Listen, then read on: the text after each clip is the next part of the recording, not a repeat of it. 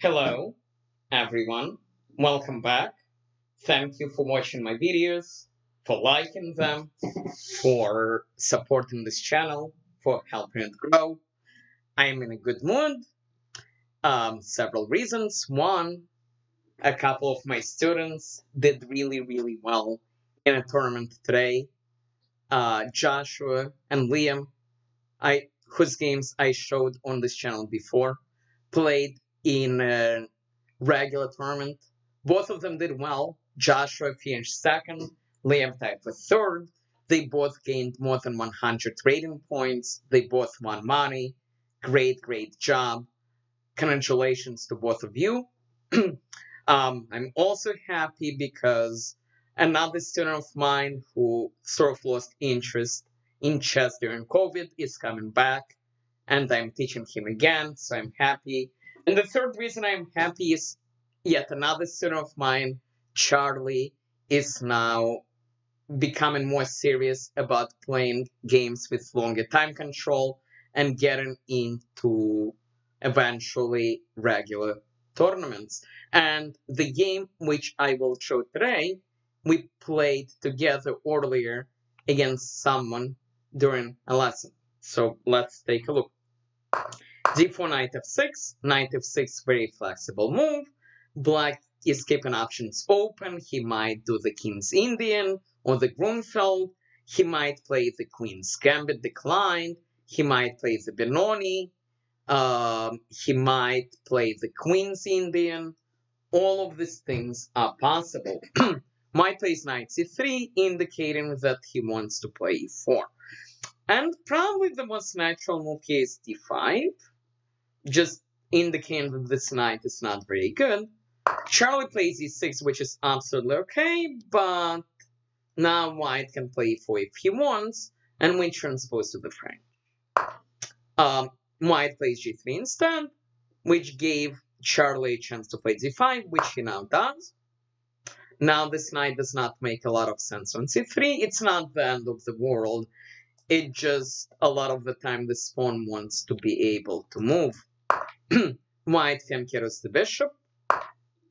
Charlie plays c5 to challenge the center, and white takes, which is a very small inaccuracy because taking is okay, but at least wait until this bishop moves and then take. This way the bishop would have to move twice. Instead, now we get to take in one move. And white probably should at some point try to challenge our center. Plays e3, which blocks the bishop from coming in. But he wants to develop. Alright. Charlie developed. White plays a3 because he wants to play b4 and bishop b2. So an argument can be made about playing a5 to stop it. But Charlie wanted to castle, which is absolutely okay. White continues to develop. He moves the knight here because he wants to keep the diagonal for the bishop open. Charlie plays b6 to get the bishop on this diagonal. White plays b4, which is what he wanted to do.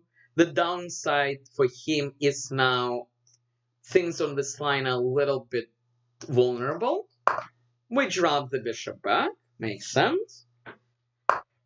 White plays bishop b2. That's a very reasonable bishop. We played a5. And after b5, one way to play, and this is a common idea, is to drop the knight back and bring it out onto this square because since the pawn moved, this square is now available. But Charlie came up with an even better idea. He said, well, since this pawn died, and this pawn is already here, let's get the knight on this square. So knight e5, that's a nice outpost. White plays a4, not terrible. Solidifying this pawn.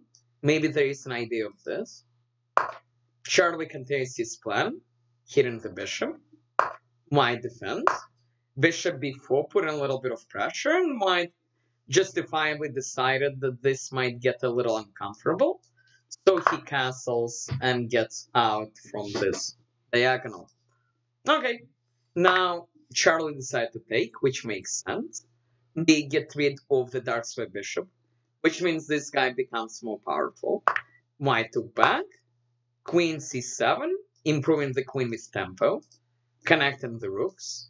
One of the rooks would like to get onto this line.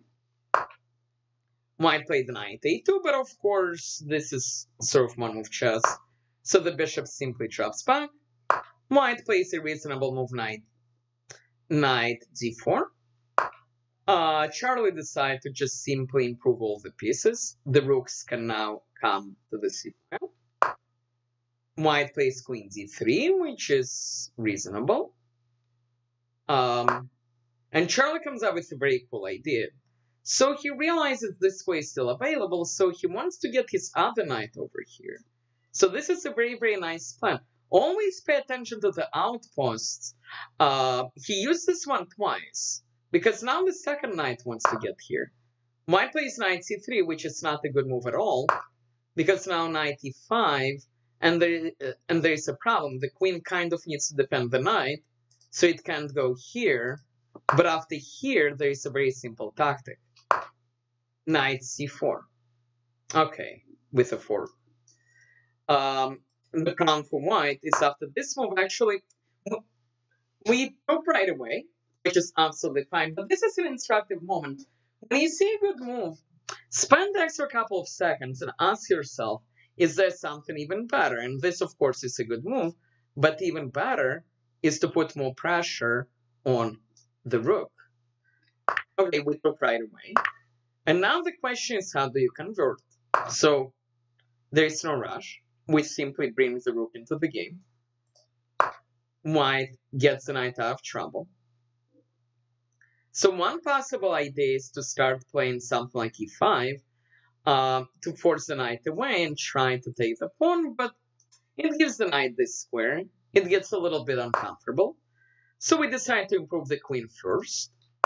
White defended the pawn. Okay, we improved our bishop a little bit. White played bishop f3. The other point of moving the bishop, by the way, is we want to play e5 because we want to force the knight away and take this knight.